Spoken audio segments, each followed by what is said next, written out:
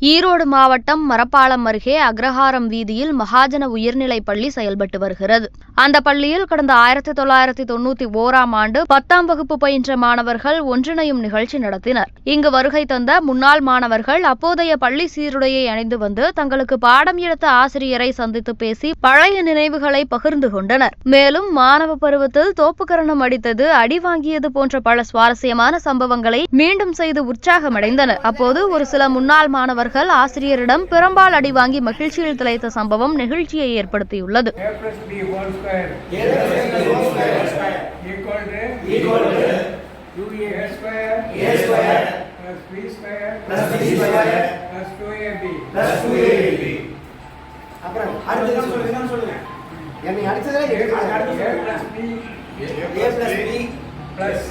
plus C whole square. A square